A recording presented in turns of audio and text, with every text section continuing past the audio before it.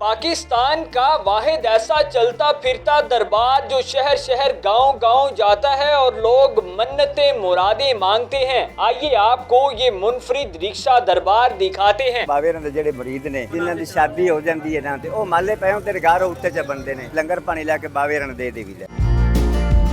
नाजरीन, आपने पूरी दुनिया के अंदर बड़े बड़े दरबार भी देखे होंगे, बड़े बड़े अजूबे और मौजज़े भी देखे होंगे, चलते फिरते दरबार की जो पूरे पाकिस्तान के अंदर जाता है और लोग अपनी मन्नतें मुरादें पूरी करते हैं। इस रिक्शा के ऊपर वो माला चढ़ाते हैं, कुल्ला चढ़ाते हैं, मन्नत मांगते हैं और वो पूरी हो जाती है। कौन से पीर साहब हैं जिन्होंने चलता फिरता ये दरबार बना रखा है? मेरे साथ इस रिक्शे के ड्राइवर मौजूद हैं, उससे हम सारी तफसीलात जानते हैं।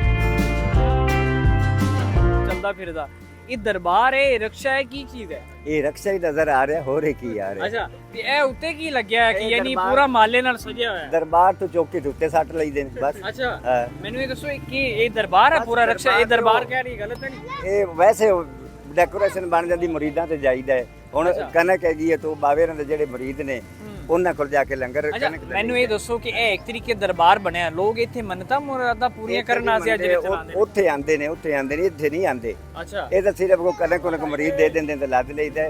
ਮੰਨਤਾਂ ਉੱਥੇ ਹੀ ਪੂਰੀਆਂ ਹੁੰਦੀਆਂ ਨੇ, ਉੱਥੇ ਹੀ ਲੋਕ ਆਉਂਦੇ ਨੇ। ਅੱਛਾ, ਤੇ ਇਹ ਰਕਸ਼ੇ ਤੇ ਮਾਲਾ ਹੈ, ਇਸ ਪਰ ਚੜਾਉਂਦੇ ਨੇ ਕਿ ਮੰਨਤ ਪੂਰੀ ਹੋ ਜਾਏ? ਉੱਥੋਂ ਚੌਕ ਕੇ ਉੱਤੇ ਰੱਖ ਲਏ ਨੇ ਮਾਲੇ, ਦਰਬਾਰ ਸ਼ਰੀਫ ਤੋਂ ਰੱਖ ਲਏ, ਕੋਈ ਦੁਨੀਆ ਦੇ ਦਿੱਤੀ ਹੈ। ਕਿਹੜੇ ਦਰਬਾਰ ਸ਼ਰੀਫ ਤੋਂ ਤੁਸੀਂ ਆਏ ਹੋ? ਗਿਲਾਂਦੀ। ਇਹ ਕਿੱਥੇ? ਉਕਾੜਾ ਵਿੱਚ? ਉਕਾੜਾ ਜ਼ਿਲ੍ਹਾ ਮੈਂ ਸੈयद ਨੂਰ ਹਸਨ ਸ਼ਾਹ ਗਿਲਾਂਦੀ ਜਗਦੀ ਨਸ਼ੀਨ ਦਰਬਾਰ। ਮੈਨੂੰ ਇਹ ਦੱਸੋ ਕਿ ਇਹਦੇ ਤੇ ਕੀ ਕੀ ਚੀਜ਼ਾਂ ਲੋਕਾਂ ਨੇ ਚੜਾਈਆਂ?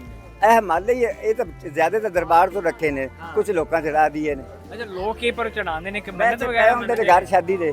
ਹਾਂ, ਮੈਂ ਸੁਣਿਆ ਕਿ ਉਸ ਦਰਬਾਰ ਤੇ ਕਿਸੇ ਦੀ ਸ਼ਾਦੀ ਕਰਵਾਣੀ ਹੋਵੇ, ਕੋਈ ਮਸਲਾ ਹੋਵੇ, ਮੰਨਤ ਮੰਗਣੀ ਹੋਵੇ, ਵੀ ਉਹ ਇਸ ਪਰ ਮੰਨਤ ਪੂਰੀ ਕਰਵਾਉਂਦੇ। ਜਿਨ੍ਹਾਂ ਦੀ ਸ਼ਾਦੀ ਹੋ ਜਾਂਦੀ ਹੈ ਨਾ ਤੇ ਉਹ ਮਾਲੇ ਪਏ ਤੇ ਘਰ ਉੱਤੇ ਚ ਬੰਦੇ ਨੇ। ਅੱਲਾਹ ਅੱਲਾਹ ਤੇ ਖੈਰ ਚੱਲਣ।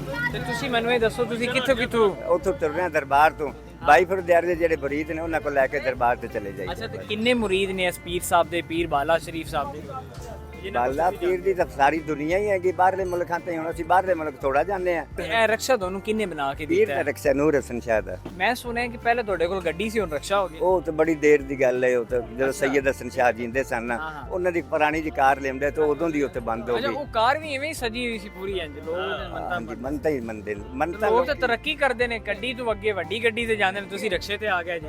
ਯਾਰ ਮੁਰੀਦ ਨੇ ਉਹ ਲੰਗਰ ਦਿੰਦੇ ਨੇ, ਦੁਕਾਨਾਂ ਤੋਂ ਨਹੀਂ ਮੰਗਦੇ ਪਿੰਦੇ, ਖਰਾਇਤ ਨਹੀਂ ਲੈਂਦੇ ਪੀਰਾਂ ਨੂੰ। ਪੀਰਾਂ ਨੂੰ ਖਰਾਇਤ ਨਹੀਂ ਲੱਗਦਾ, ਨਾ ਖਰਾਇਤ ਲਈਦਾ। ਜਿਹੜੇ ਪੀਰਾਂ ਦੇ ਮੁਰੀਦ ਨੇ ਨਾ ਉਹ ਬਾਵੇਰੀ ਮੁਰੀਦਾਂ ਤੇ ਗਲਦੇ ਨੇ, ਕਣਕ ਹੋਵੇ ਜਾਂ ਮੁੰਜੀ ਹੋਵੇ। ਅੱਛਾ, ਤੇ ਇਹ ਆ ਪੂਰਾ ਦਰਬਾਰ ਬਣਿਆ ਹੋਇਆ, ਇਹ ਤੁਹਾਡਾ ਰਕਸ਼ਾ ਬਗੈਰ ਤੇਲ ਤੋਂ ਚੱਲਦਾ ਹੈ ਕਿ ਪਵਾਉਣਾ ਪੈਂਦਾ? ਤੇਲ ਪਾਣੀਆਂ ਤੇ ਚੱਲਦਾ ਕਿ ਨਹੀਂ ਕਿ ਮਤਲਬ ਸੁਣਿਆ ਹੋਵੇ ਕਿ ਯਾਨੀ ਕਿ ਇੱਕ ਬੰਦੇ ਨੇ ਮਾਲਾ ਚੜਾਈ ਹੈ। ਨਹੀਂ, ਮੁਰੀਦਾਂ ਤੋਂ ਲੰਗਰ ਮੁਰੀਦਾਂ ਤੋਂ ਲਈਦਾ, ਮੰਗਦੇ ਨਹੀਂ, ਖਰਾਇਤ ਨਹੀਂ ਲੈਂਦੇ। ਪੀਰਾਂ ਨੂੰ ਖਰਾਇਤ ਨਹੀਂ ਲੱਗਦਾ ਕੁਝ ਵੀ ਦੇ, ਖਰਾਇਤ ਸਮਝ ਕੇ ਬਹਿ ਨਹੀਂ ਜਾਂਦਾ। ਕੋਈ ਕਹਿ ਦੇਵੇ ਪੀਰਾਂ ਨੂੰ ਖਰਾਇਤ ਲੱਗਦਾ। ਕਿੰਨੇ ਰਕਸ਼ੇ ਬਣਾਏ ਨੇ ਪੀਰ ਸਾਹਿਬ ਨੇ?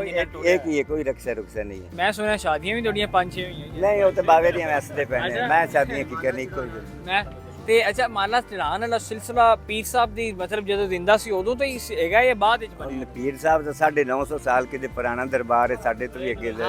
ਇਹਦਾ ਨੂਰ ਹਸਨ ਸ਼ਾਹ ਜੋ ਗੱਦੀ ਨਸ਼ੀਨ ਨੇ ਨਾ ਦਰਬਾਰ ਦੇ, ਸੈयद ਹਸਨ ਨੂਰ ਹਸਨ ਸ਼ਾਹ ਬਸਤੀ ਵਾਲੇ ਪੀਰ, ਉਹਨਾਂ ਦੇ ਮੁਰੀਦ ਨੇ। ਮੁਰੀਦਾਂ ਤੇ ਜਾਈਦਾ ਤੇ ਲੰਗਰ ਪਾਣੀ ਲੈ ਕੇ ਬਾਵੇਰਾਂ ਦੇ ਦੇਈਦਾ।